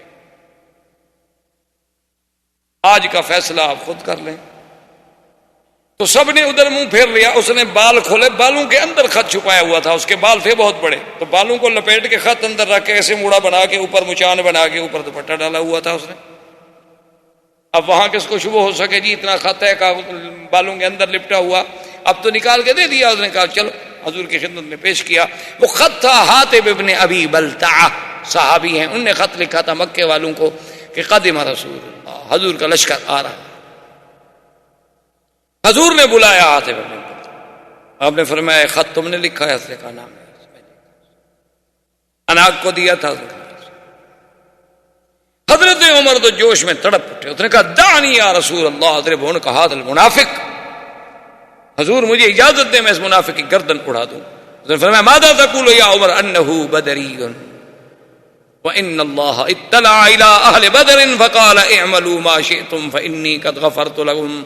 یا عمر کیا کہہ رہے ہو؟ یہ تو میرا بدری صحابی ہے، اور بدر والوں کے بارے میں تو اللہ کہہ چکے ہیں کہ جو کرو میں نے معاف کر دیا. تم کیسے قتل کر سکتے ہو اس کو؟ کہا حاتم کیوں لکھا تم نے؟ اس نے کہا یا رسول اللہ میرے بچے وہاں ہیں اور میرا کوئی نہیں ہے. واللہ خدا کی قسم ہے مجھے یقین ہے کہ اللہ آپ کی مدد کریں گے اور آپ کو فتح ہوگی. میں نے کہا خط کی ذریعے اطلاع دے کر قریشیوں پر میرا احسان ہو جائے گا تو میرے بچوں کا ذرا خیال کر لیں گے، میری بچوں کا لحاظ کر لیں گے، ان کو مدینے آنے دیں گے. اس کے علاوہ میرا کوئی مقصد نہیں تھا. انہوں نے فرمایا صدق، حاتم نے سچ کہا ہے، چھوڑ دیا. حضور صلی اللہ علیہ وسلم کا قافلہ چلا تو اقرا ابن حابس التمیمی، بنو تمیم کا آدمی ہے، وہ پورے قبیلے کو لے کے آیا اور مسلمان. ابھی ماشاءاللہ حضور اس کی خوشی منا رہے تھے کہ اس کے بعد بنو سلیم جو ہیں 1000 گھوڑ سوار مسلح ہو کے آئے. انہوں نے کہا اشہدو اللہ الہ الا اللہ، حضور ہم کلمہ پڑھ چکے. اور پھر وہ اپنا عیینت ابن حصن جو تھا بنو غطفان کا، وہ احمق المتا، وہ آ گیا، اس نے کہا حضور اشہد اللہ الہ الا اللہ، یعنی ابھی حضور راستے میں ہے 10,000 کا لشکر، مدینے سے چلے تھے تو 3,500 تھے، ابھی 2-4 منزلیں حضور نے طے فرمائی ہیں اور قبیلے دوڑے آ رہے، 10,000 کا لشکر ہے، جرار، گھوڑ سوار، اونٹوں پہ سوار، سلاح، اسلحہ، مقاتل، حضور صلی اللہ علیہ وسلم نے لشکر کو چلایا اور آپ نے طائف کی طرف توجہ کی، کیونکہ مدینے سے راستہ جو ہے وہ اسی طرح آتا ہے، مکہ بھی آ جائیں طائف بھی چلے جائیں، تو قافلے کو اس طرف چلایا کہ لوگ سمجھیں کہ طائف جا رہے ہیں۔ بنی حوازن، اب صحابہ نے کہا انہو یرید بنی حوازن، اب حضور کا ارادہ جو ہے بنی حوازن کے ساتھ جنگ کا ہے، کیونکہ وہ طائف کے راستے میں آباد تھے، تو سب لوگوں کا دماغ اسی طرف چلا گیا کہ یرید بنی حوازن، یرید بنی حوازن، بنی حوازن کے ساتھ جا رہے ہیں، بنی حوازن کی طرف چل رہے ہیں۔ جب عین حضور صلی اللہ علیہ وسلم طائف اور بنی حوازن کے قریب آئے، فامر اصحابہ ان یتجہوا الی مکہ، کہ اب مکے کی طرف رخ کر، حضور صلی اللہ علیہ وسلم مکہ کی طرف چلے۔ آپ اندازہ کریں رازداری کا کہ مدینے سے قافلہ چلا رہے ہیں، قافلے میں 10,000 تو مقاتل ہے صرف، پھر بچے بھی ہیں، عورتیں بھی ہیں، اور مکہ شریف سے 4 میل کے فاصلے تک کسی کو پتہ نہیں چلنے دیا حضور نے کہ ہم مکہ جا رہے ہیں، ماں سوائے ابو بکر عمر۔ اب حضور صلی اللہ علیہ وسلم نے صحابہ کو حکم دیا کہ فتجہوا الی مکہ، مکہ کی طرف توجہ کرو۔ اچھا، خدا کی شان ہے کہ بدیل ابن ورقہ، وہ جو بنو خزاعہ کا سردار تھا، وہ روزانہ شام کو نکل کے مکے سے باہر آتا تھا 2-2 4-4 میل سفر کر کے کہ حضور کی مدد کب آتی ہے۔ اس کو یہ خیال تو نہیں تھا کہ حضور لشکر لے کے آ جائیں گے، یہ تھا کہ بھی 200 400 500 1000 آدمی بھیج دیں گے ہماری مدد کے لیے۔ اسی اثنا میں ایک دن اتفاق کی بات دیکھیں کہ ابو سفیان نکلا، حکیم ابن حزام نکلا، اور ادھر سے بدیل ابن ورقہ نکلا، وہ ادھر سے وہ ادھر سے وہ ادھر سے، سب نکلے کہ مکے کے باہر جا کے ذرا معلومات کریں۔ کچھ معلوم ہوا تھا ابو سفیان کو کہ بھی کوئی لشکر جو ہے بنی حوازن کی طرف متوجہ ہے مسلمانوں کا۔ انہوں نے کہا دیکھیں تو صحیح، بھی واقعی وہ بنو حوازن کی طرف ہے، کہیں ادھر تو نہیں آ رہے۔ تو یہ جب تینوں نکلے تو رات کا وقت تھا اور آگے تو آگ گئے، کھانے پک رہے ہیں، آگ جل رہی ہے۔ اب 10,000 آدمی آگ جلا رہا ہو تو کتنی جگہ پہ آگ ہوگی۔ ابو سفیان کھڑا ہو گیا، بدیل ابن ورقہ آیا، اس نے کہا بدیل من ہؤلاء، یہ کون ہے؟ اس نے کہا واللہ اللہ جانتا ہے، بنو حوازن، یمکن ہے بنو حوازن ہوں۔ کہا بنو حوازن کا کیا کام؟ اور بنو حوازن اتنے تو نہیں ہیں کہ اتنا بڑا لشکر ہو۔ من ہم، اس نے کہا اچھا ہو سکتا ہے بنی خزاعہ میرا قبیلہ ہو، بنو بکر کے خلاف لڑنے کے لیے تیار۔ نے کہا انا عارف بنو خزاعہ، میں جانتا ہوں تمہارے قبیلے کو، اتنے لوگ ہیں اس میں، یہ کون ہے؟ اس نے کہا مجھے پتہ نہیں، میں تو خود دیکھ کہہ رہا ہوں۔ نے کہا نہیں تمہیں پتہ ہے، تم اس وقت کیوں نکلے ہو اسی راستے پر؟ انہوں نے کہا تو تم کیوں نکلے ہو؟ اس نے کہا ابو سفیان تو مکے کے سردار ہو، تو میں بھی بنو خزاعہ کا سردار ہوں، تم کیوں نکلے ہو اس وقت؟ حکیم ابن حزام کیوں نکلا ہے اس وقت؟ جیسے تم نکلے ہو ویسے میں نکلا ہوں۔ یہ کیا بات ہوئی کہ مجھے پتا ہے؟ چلو چلتے ہیں وہاں لشکر کی طرف، وہاں جا کے پوچھتے ہیں کہ کون ہے۔ اس نے کہا اچھا آپ ہمیں والے جانا چاہتے ہو، ہم سمجھ گئے کہ یہ مسلمان ہیں، تمہاری مدد کے لیے آئے۔ اس نے کہا نہیں مجھے نہیں پتا مسلمان ہے، نہیں ہے، چلنا ہے تو چلو ہم چلتے ہیں تھوڑا سا۔ اب وہ کہاں جائیں؟ لیکن ابو سفیان ڈر گیا، اس نے کہا اتنا بڑا لشکر۔ اور خدا کی شان دیکھیں جی، عباس ابن عبد المطلب عم رسول اللہ صلی اللہ علیہ وسلم کے چچا اور محبوب چچا، خدا کی قدرت ہے، وہ انتظار میں تھے، اسلام ان کے دل میں پہلے داخل ہو چکا تھا۔ انہیں پتہ چلا کہ مسلمانوں کا لشکر آ گیا ہے۔ وہ جناب رات کو نکلے اور سیدھے کیمپ میں جب آئے، پوچھا کون؟ نے کہا مسلمان۔ کہا این رسول اللہ، حضور کہاں ہیں؟ اچھا حراس میں جو تھے، یعنی جو جسے آپ کہتے ہیں سیکورٹی، تو اس پہ حضرت عمر تھے۔ حضرت عمر نے عباس کا آواز پہچانا، کہا عباس، عباس ہو تم؟ اس نے کہا عمر زیادہ بات نہ کرو، دلنی الی رسول اللہ۔ اس نے کہا میں تمہیں حضور کا خیمہ بتاؤں، میں آ رہا ہوں تیرے پاس، میں ابھی بدلا لیتا ہوں۔ نے کہا اشہد ان لا الہ الا اللہ، میں تو مسلمان ہو چکا ہوں خدا کے بندے۔ حضور نے جب آواز سنی کہا عباس، عباس میرا چاچا. اتنے میں عباس پہنچے، انہوں نے کہا اشہد اللہ الہ الا اللہ واشہد ان محمد رسول اللہ. ففرح رسول اللہ فکبر فقال اللہ اکبر اللہ اکبر. حضور نے فرمایا کہ اے مسلمانوں، اس سے بڑی خوشی میرے لیے کیا ہو سکتی ہے کہ آج مکے میں سے میرا چاچا مسلمان. یہ سب سے بڑی تمہارے لیے سعادت ہے. عباس نے کہا حضور میں تو کلمہ پڑھ لیا، میں تو مسلمان ہو گیا، لیکن ایک بات کروں، ناراض تو نہیں ہوں گے آپ؟ حضور نے فرمایا تو میرے چاچا ہو، جو بھی بات کرو، کیوں میں ناراض کیوں ہوں گا، بات کرو. اس نے کہا حضور اتنے بڑے لشکر سے اگر قریش پہ حملہ ہوا نا تو تمہاری قوم کا ایک بچہ بھی نہیں بچے، تمہارا مقابلہ نہیں کر سکتے. وہ دن ختم ہو گئے.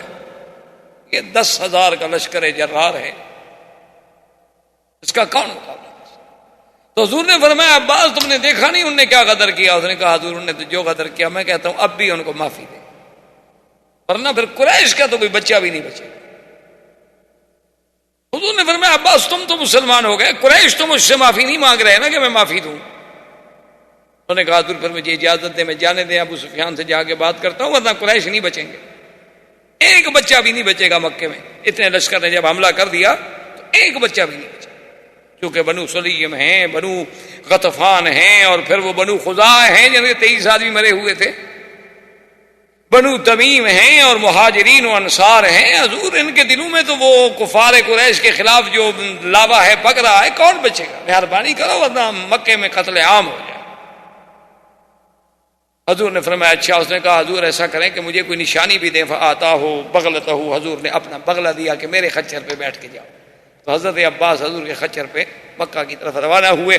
وآخر دعوانا الحمدللہ رب العالمین. برادران اسلام، واجب الاحترام بزرگوں، دوستوں، بھائیوں، عزیز نوجوانوں، اس سلسلہ درس میں دروس سیرت پاک صلی اللہ علیہ وسلم کے ضمن میں اللہ تبارک و تعالی کی توفیق اور عنایت سے ہم نے ولادت طیبہ سے لے کر اہم جو واقعات تھے، ورنہ جہاں تک حضور صلی اللہ علیہ وسلم کی سیرت طیبہ کا تعلق ہے تو اگر ساری دنیا بھی سیرت بیان کرنی شروع کر دے تو ساری دنیا کی زبانیں گنگ ہو جائیں گی، لیکن حضور صلی اللہ علیہ وسلم کی سیرت تو مکمل نہیں ہوگی، کیونکہ حضور کی سیرت تو قرآن ہے، اور قرآن کے بارے میں ہے کہ لا ينقضی عجائبہ، کہ جس کے عجائب کبھی ختم ہی نہیں ہوں گے قیامت تک. تو حضور کی سیرت کا پہلو کب ختم ہو سکتا؟ یہ تو صرف یہ بات ہوتی ہے کہ ہم کچھ دروس، کچھ اہم واقعات صلی اللہ علیہ وسلم کے چن کر اپنے اپنے علمی بساط کے مطابق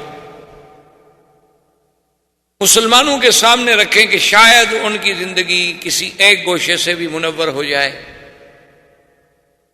شاید ان کو راہبری مل جائے، بھٹکے ہوں کو راستہ مل جائے، بھولے ہوں کو بات یاد آ جائے.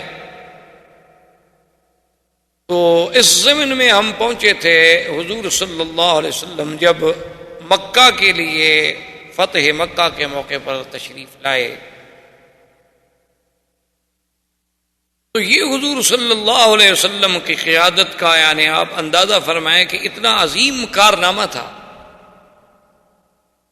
کہ حضور صلی اللہ علیہ وسلم جب کوئی سفر فرماتے تھے تو کبھی اپنے اصحاب کو بھی خبر نہیں دیتے تھے کہ ہم نے کہاں سفر کرنا ہے، کہاں جانا ہے، اور ہمارا منزل مقصود جو ہے، ٹارگٹ جو ہے وہ کیا ہے. بلکہ ہمیشہ حضور صلی اللہ علیہ وسلم اپنے صحابہ کو عمومی بات کہتے تھے جس سے کوئی اندازہ قائم نہ کر سکے. یعنی آپ آج دیکھیں کہ 1400 سال کے بعد آج ہم دنیا آپ سمجھتے ہیں کہ کتنی ترقی کر چکی ہے. اب تو پوری دنیا جو ہے یعنی جسے کہا جاتا ہے جی کوئی گلوبل ولیج بن چکی ہے.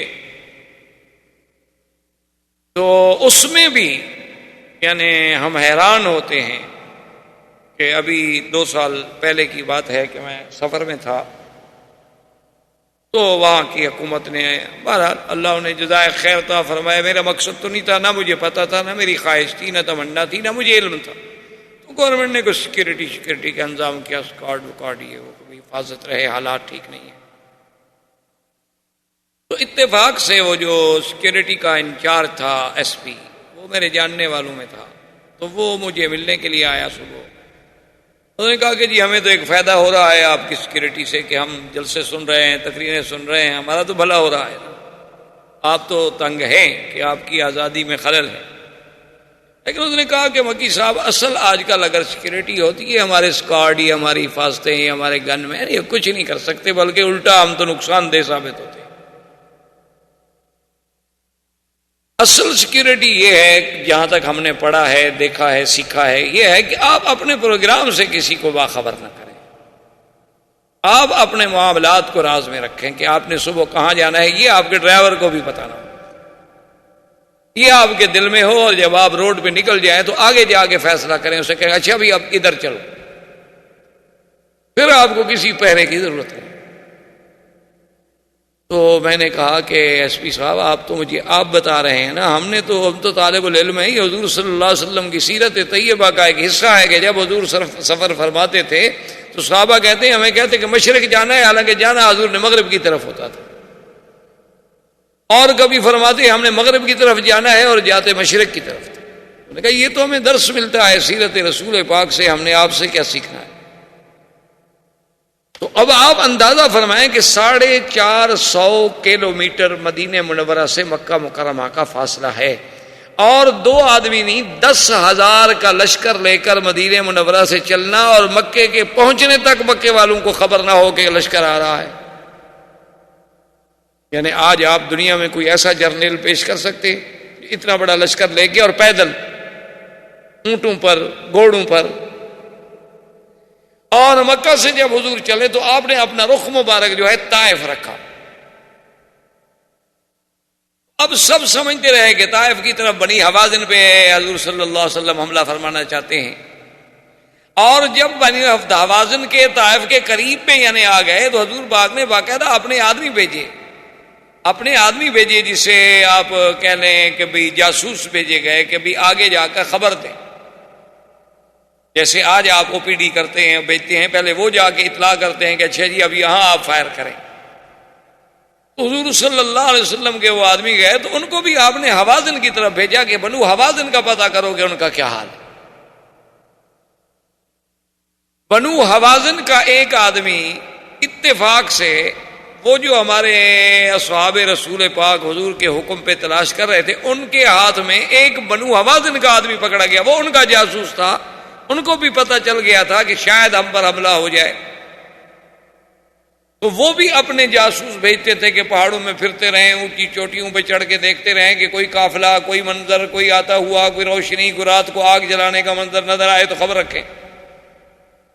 وہ جب پکڑا گیا تو حضرت خالد بن الولید نے اس سے پوچھا کہ تم کون ہو؟ تو اس نے ایک اور قبیلہ بتا دیا کہ میں تو بنو غفار کا ہوں۔ تو انہوں نے فرمایا اچھا تم بنو غفار کے ہو؟ نے کہا اچھا۔ ان کا کس کے بیٹے ہو؟ اس نے باپ کا نام بتایا، تو آپ نے کہا اس نام کا آدمی تو بنو غفار میں کوئی نہیں ہے۔ اچھا تمہارا بنو غفار کی کس گلی میں گھر ہے؟ اب وہ بیچارہ بنو غفار کا تو گھر جانتا ہی نہیں تھا، تو بتایا کیسے؟ اور فرمایا میں جانتا ہوں تم حوازن کے جاسوس ہو، سیدھی بات کرو، کیا بات ہے؟ تو اس سے بھی حضرت خالد کو بڑے معلومات حاصل ہوئے، پتہ چلا کہ بنو حوازن بھی پوری طرح تیاریوں میں لگے ہوئے۔ تو اب حضور صلی اللہ علیہ وسلم بالکل عین جب طائف کے رخ پہ آ گئے، جیسے وادی تیمہ ہے تو اس کے رخ پہ آ گئے، تو وہاں سے آپ نے حکم دیا کہ مکہ سب لشکر جو ہے مکے کی طرف رجوع کرے، ہم نے طائف نہیں جانا ہے۔ اب حضور صلی اللہ علیہ وسلم مکے آئے، اور مکے سے 4 میل صرف باقی حرم جو ہے 4 میل رہ گیا، وہاں حضور صلی اللہ علیہ وسلم نے پڑاؤ کیا۔ لشکر تھک چکا تھا اور متواتر سفر کر چکا تھا، اور اتفاق کی بات یہ ہے کہ بدیل بن ورقہ جو بنو خزاعہ کا سردار تھا، جو مدینہ منورہ گیا تھا حضور صلی اللہ علیہ وسلم سے مدد مانگنے کے لیے کہ حضور ہمارے ساتھ بنی بکر نے زیادتی کی ہے، ہم آپ کے حلیف ہیں، ہماری مدد کریں، اور پہلے انہوں نے سالم ابن عوف کو بھیجا تھا جس کے ساتھ حضور نے وعدہ کیا تھا کہ نصرت یا سالم۔ بدیل ابن ورقہ روزانہ رات کو مکے سے نکلتا تھا، انتظار میں تھا کہ اللہ کے نبی نے وعدہ کیا ہے تو اللہ کے نبی کا وعدہ تو ضرور سچا ہے، آپ آئیں گے، لیکن پتہ نہیں کب۔ اتفاق کی بات یہ ہے کہ ایک رات بدیل ابن ورقہ بھی نکلے، ادھر ابو سفیان جو مکے کا سردار تھا وہ بھی نکلا، اور حارث ابن ہشام بھی نکلا، یہ تینوں جو ہے نا اتفاق سے نکلے تو اپنے اپنے گھر سے، لیکن راستے میں اکٹھے ہو۔ ابو سفیان نے پوچھا بدیل ابن ورقہ سے کہ کیسے چلے ہو، کہاں چلے ہو؟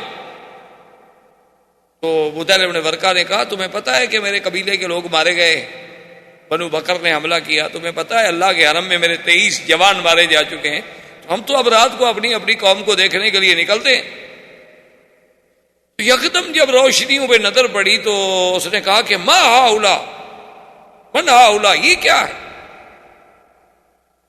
تو بدیل ابن ورقہ نے کہا ہو سکتا ہے میرے قبیلے کے لوگ ہوں، بنو خزاع ہوں۔ اس نے کہا نہیں، بنو خزاع کو میں جانتا ہوں، ان کا اتنا عدد نہیں ہے، ہاؤلا اکثر، یہ تو زیادہ ہے۔ اس نے کہا اچھا یہ بھی ہو سکتا ہے کہ بھائی یہ جو ہے بنو سلیم۔ انہوں نے کہا نہیں نہیں، وہی نہیں۔ انہوں نے کہا پھر یہ کون ہے؟ حارث ابن ہشام نے کہا ابو سفیان معلوم یہ ہوتا ہے کہ ھذا محمد الرسول، یہ مسلمانوں کا لشکر۔ سفیان نے کہا کیسے ہو سکتا؟ اس نے کہا کیسے ہو سکتا ہے، بہرحال اب تو ہو گیا۔ بہرحال حضور صلی اللہ علیہ وسلم تشریف فرما تھے، فقدم عباس ابن عبد المطلب، حضرت عباس آئے اور آگے حضور سے ملے، اور آتے ہوئے اشہد اللہ الہ الا اللہ واشہد ان محمد الرسول اللہ۔ حضور نے فرمایا میرے صحابہ خدا جانتا ہے کہ پتہ نہیں فتح مکہ کی مجھے زیادہ خوشی ہوگی یا عباس کے اسلام کی زیادہ خوشی، کہ عباس تو حضور کے چچا تھے، عم رسول اللہ صلی اللہ علیہ وسلم، عبد المطلب کا بیٹا۔ حضرت عباس جب اسلام لے آئے تو اب حضرت عباس بھی سردار تھے، عبد المطلب کے بیٹے تھے، آخر ان کا ابو سفیان سے سب سے رشتہ داری تھی۔ اس نے جب دیکھا کہ لشکر کا یہ عالم ہے کہ 10,000 لشکر، اور جس میں ماشاءاللہ یعنی کم 2,000 جو ہے وہ گھوڑ سوار ہیں فقط بنو سلیم کا، تو عبد المطلب عباس نے اندازہ لگا، اس نے کہا کہ بھئی اگر یہ لشکر عنوتن یعنی قوت اور زور سے لڑائی سے مکے میں داخل ہوتا ہے تو پھر قریش کا کوئی بچہ بھی نہیں بچ سکتا۔ اس نے کہا کہ میں کوئی حل سوچوں۔ اس نے کہا حضور اچھا الحمدللہ میں مسلمان ہو گیا، مجھے اجازت ہے میں ذرا ابو سفیان سے بات کروں؟ حضور نے فرمایا ہاں بالکل بات کرو۔ عباس ابن عبد المطلب دوڑے اور سیدھے ابو سفیان کے پاس، نے کہا ابو سفیان حال علم تھا، پتہ لگا ہے تمہیں کیا ہو گیا؟ اس نے کہا ہاں میں نے رات دیکھا ہے بڑا لشکر۔ اس نے کہا بڑا لشکر نہیں، 10,000 مقاتل ہیں فقط، 10,000 آدمی صرف وہ ہیں جنہوں نے جنگ لڑنی ہے، اور اندازہ کرو کہ 10,000 جو آدمی صرف فوج لے آ سکتا ہے تو پیچھے بھی تو آخر مسلمان ہیں نا۔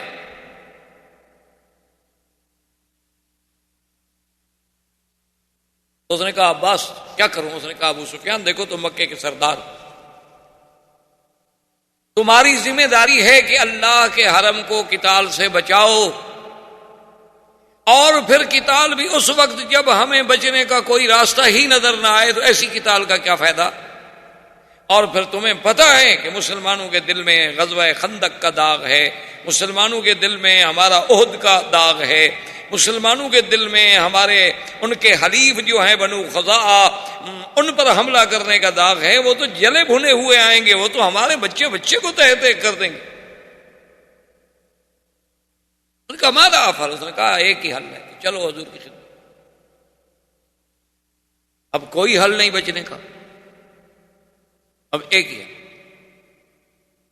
حضرت عمر سیکیورٹی پہ ہیں اور عباس ابن عبد المطلب جو ہیں وہ ابو سفیان کو لے کے آئے، تو جب عمر کی نظر پڑی ابو سفیان پہ تو انہوں نے کہا اچھا راس الکفر امامی، آج کفر کا سردار جرأت کر کے مسلمانوں کے لشکر میں آ رہا ہے.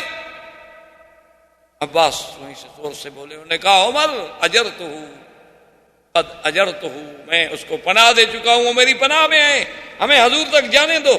اگر حضور نے ہماری پناہ قبول کر لی ٹھیک ہے, ورنہ تم جانو پھر ابو سفیان جانو. حضرت عمر پیچھے آ رہے ہیں, اس نے جناب دوڑایا بغلا اور سیدھا حضور کے خیمے پہ آیا اور چیخا بون گایا, رسول اللہ کا اجر تو ابو سفیان, میں نے ابو سفیان کو پناہ دے دی ہے, پناہ دے دی ہے. برائی عمر, عمر پیچھے تلوار لے کے آ رہا ہے. حضور نے فرمایا کہ عباس جس کو تم امان دے چکے ہو اس کو ہماری بھی امان. عباس جس کو امان دے دے اس کی امان میں توڑ سکتا ہوں. ابو سفیان آ گیا اور اس نے دیکھا. حضور نے فرمایا ابو سفیان تم ابھی تک سوچ رہے ہو اسلام کے بارے میں, اب بھی تمہیں اسلام کی حقانیت کا پتہ نہیں چلا, اب بھی تمہیں سمجھ نہیں آئی کہ میں جو کچھ کہتا تھا وہ حق ہے, اب بھی تمہیں سمجھ نہیں آیا کہ تم جس کو ایک یتیم مکہ سمجھ کے مکے سے ہجرت پہ مجبور کر رہے تھے, آج اللہ نے اسے کیسے اپنی پوری قوت و طاقت کے ساتھ مکے میں بھیجا ہے. تمہیں یاد ہے کہ میں نے کہا تھا لیظہرہ علی الدین کلہ, اللہ میرے دین کو ہر دین پہ غالب کر دیں گے. کیا سوچ رہے؟ تو ابو سفیان نے کہا اشہد ان لا الہ الا اللہ واشہد ان محمد رسول اللہ, حضور میں مسلمان ہوں, میں کلمہ پڑھتا ہوں. لیکن محدثین نے لکھا ہے کہ اس وقت کلمہ تو ابو سفیان نے پڑھ لیا لیکن اسلام پوری طرح دل میں داخل نہیں ہوا. کلمہ تو پڑھ لیا اس نے لیکن خوف سے, ڈر کے. حضرت عباس نے کہا کہ یا رسول اللہ ابو سفیان رئیس القوم, ابو سفیان ایک قوم کا سردار ہے, آپ اس کو کچھ عزت بھی تو دیں نا, وہ اسلام لے آیا ہے تو اس کو بھی تو کوئی شرف بخشے نا, کوئی عزت دیں حضور. آپ نے فرمایا اچھا اعلان کر دے کہ من دخل دار ابی سفیان فلہ امان, جو ابو سفیان کے گھر میں چلا جائے گا ہم اس کو بھی امان دیں. ابو سفیان نے کہا یا رسول اللہ میرا گھر کتنا بڑا ہے کہ سارے قریش اس میں آ جائیں گے. آپ نے فرمایا اچھا من دخل المسجد الحرام فلہ امان, جو مسجد الحرام میں چلا جائے اس کو بھی امان. کہا حضور مسجد الحرام کتنی بڑی ہے, یہ تو اب بڑی ہو گئی نا, اس وقت تو چھوٹی تھی مسجد. حضور نے فرمایا اچھا من القی السلاح فلہ امان, جو ہتھیار پھینک دے اس کو بھی ہم امان دیں گے. اس نے کہا حضور ایسے بعض آدمی ہتھیار اتفاق سے نہیں بھی پھینک سکتا. تو حضور نے کہا من اغلق بابہ فلہ امان, جو اپنے گھر کا دروازہ اندر سے بند کر کے اپنے گھر میں بیٹھ جائے اس کو بھی امان. اب ابو سفیان خوش ہو گیا کہ چلو میں مسلمان تو ہو گیا لیکن مکے والوں کے لیے میں تو اتنا بڑا امان کا سرٹیفکیٹ لے کے جا رہا ہوں, میں تو اب بھی اپنی قوم کو بچا رہا ہوں. ابو سفیان واپس مکہ نکلا لیکن حضور نے حکم دیا, آپ نے فرمایا عباس فلاں پہاڑ پہ جا کر کھڑے ہو جانا اور جب تک یہ پورا لشکر نہ گزر جائے ابو سفیان کو آگے نہیں جانے دینا. حضور چاہتے تھے کہ یہ قوت اسلام دیکھے, شوکت اسلام. اب حضور صلی اللہ علیہ وسلم نے اپنے لشکر کو 4 حصوں میں تقسیم فرمایا اور ایک حصے پر حضور صلی اللہ علیہ وسلم نے خالد بن الولید اور ایک حصے پر زبیر بن العوام اور ایک حصے پر ابی عبیدہ بن الجراح اور ایک حصے پر سعد بن عبادہ پرچم دیے حضور صلی اللہ علیہ وسلم نے کہ تم مکے کے 4 طرف سے آؤ. اور جگہ مقرر کی مقام خیف. مقام خیف ہے جبل ہندی کے ساتھ, آج کل جو جبل ہندی کہلاتا ہے نا, باب عمرہ سے نکلے سامنے والا پہاڑ جو ہے جبل ہندی, شامیہ کے محلے سے ہیں تب بھی جبل ہندی ہے. یہ بہت پرانا جبل ہے کیونکہ لفظ ہند جو ہے نا یہ حضور صلی اللہ علیہ وسلم کے زمانے سے بھی پہلے کا ہے نا ہند. اسی لیے بعض روایات میں کہ آدم علیہ السلام اترے تھے وہاں. اسی لیے بعض روایات میں اب بھی یعنی آپ ہندوستان میں جائیں تو کچھ قبریں ایسی ہیں جن کے بارے میں کہا جاتا ہے کہ نوح علیہ السلام کے بیٹوں کی ہیں. تو بہرحال یہ حمالہ جو ہے اس کا نام بھی بعض لوگ کہتے ہیں کہ جودی پہاڑ ہے جس پہ نوح علیہ السلام کی کشتی آ کے کھڑی ہوئی تھی. تو بہرحال یعنی یہ بات تو محقق ہے نا کہ ہند جو ہے یہ بہت ایک تاریخی مقام ہے, ایک تاریخی ملک ہے جس کی ایک تاریخ ہے. اور حضور صلی اللہ علیہ وسلم کے زمانے میں عطر عود جو ہے یہ ہند سے ہی آتا تھا, ہندوستان سے ہی آتا تھا عطر عود. اور اسی طرح تلواریں جو ہیں وہ بھی خاص طور پہ بن کے وہاں سے آتی تھیں سیف الہندی کے نام سے. اسی لیے ہمارے علماء نے جب شرک و بدعت کے خلاف ایک کتاب لکھی تو اس کا نام رکھا تھا المہند علی المفند. تو اس لیے ہند جو ہے اس کی ایک تاریخ. بہرحال تو اب جناب یہ ہے کہ بھئی، اور اس زمانے میں جو تجارت تھی نا جی وہ یہ تھی کہ بھئی ہند سے مثلا کشتیاں آتی تو وہ عدن آ جاتی، یمن کا جو حصہ ہے، پھر عدن سے صنعاء مال آ جاتا، صنعاء سے مکے آ جاتا، یا اسی طرح وہ کشتیاں جو ہیں جیسے آج کل جسے اسرائیل نے علاقہ قبضے میں لیا ہوا ہے، یہ وہاں حیفا چلی جاتی، پھر شام، بیت المقدس، اس طرح تجارت کا ایک سلسلہ ہوتا۔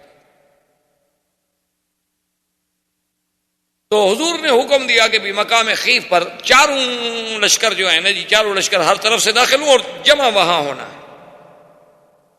اور حضور نے فرمایا کہ دیکھو ہمارا مقصد جو ہے وہ اللہ کے گھر میں داخل ہونا ہے۔ آج آپ پوچھیں ان لوگوں سے جو کہتے ہیں کہ اسلام تلوار کے زور سے پھیلا ہے،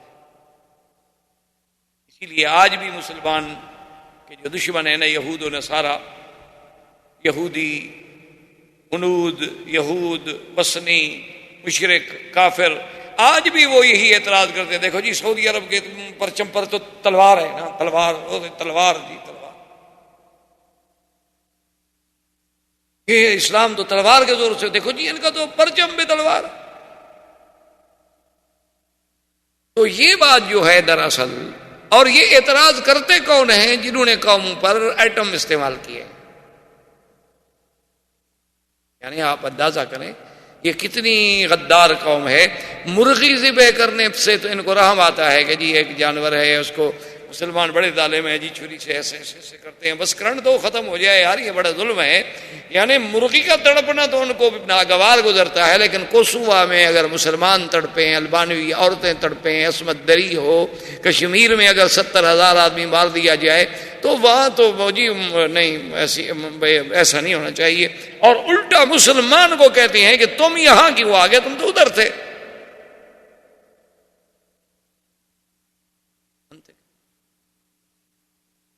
اور چونکہ قوت ابلاغ ان کے ہاتھ میں ہے، جتنا دنیا کا جدید الیکٹرانک میڈیا ہے وہ کفر کے ہاتھ میں ہے۔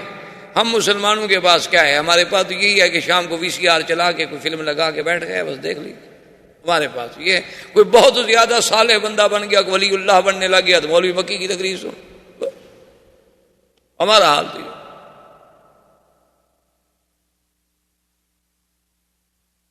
یعنی عجیب انداز ہے۔ آپ اندازہ فرمائیں کہ ابھی آپ نے پڑھا ہوگا کہ اتنا ناٹو نے کتنے بم برسا دیے، کل 13 ٹینک ان کے تباہ ہوئے، ابھی باقاعدہ رپورٹیں پڑھ لیں۔ یعنی انہوں نے اپنے زیر نگرانی مسلمانوں کو مارا، تباہ کیا، نکالا، برباد کیا، باقاعدہ سرنگیں بچھوائیں، اب ان مسلمانوں کو واپس لا کے بقیہ جو ان کو اس طرح مار رہے ہیں۔ اور دیکھیں پیار کتنا ہے، ساتھ کہتے ہیں کہ بھائی البانوی مسلمانوں آپ کے ساتھ واقعی بڑی زیادتی ہوئی ہے، لیکن اب اگر وہ سرب آئے نا ان سے تم زیادتی نہ کرنا، ذرا پیار کا ہاتھ۔ اس کے باوجود بھی ہم کہتے ہیں کہ وہ کافر ہماری مدد کرے گا۔ اللہ اکبر۔ اور قرآن کھولیں تو تمہیں سمجھ آ جائے کہ قرآن کیا کہتا ہے۔ اللہ فرماتا ہے یبتغون عندهم العزہ، ان سے، کافروں سے تم مدد لے کے غلبہ حاصل کرنا چاہتے ہو، ان سے مدد لوگے، یہ آئیں گے تمہاری ٹیکنالوجی میں مدد کریں گے۔ ان العزت للہ جميعا، خبردار عزت میرے ہاتھ میں ہے، ان کے ہاتھ میں نہیں، اور یہ تمہیں عزت دیں گے۔ لا تتخذوا الکافرین اولیاء من دون المؤمنین، خبردار کسی کافر کو اللہ کے ایمان والوں کے سوا کبھی دوست نہ سمجھنا۔ ایبتغون عندهم العزہ فإن العزۃ للہ،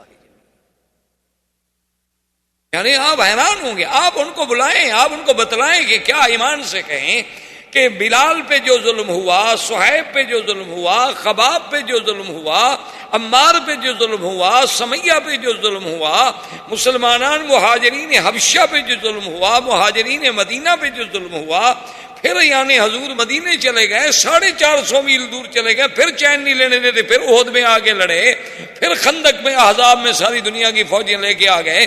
ایمان سے کہیں آج ان کو حق نہیں پہنچتا تھا کہ ایک ایک بچہ اڑا دیتے؟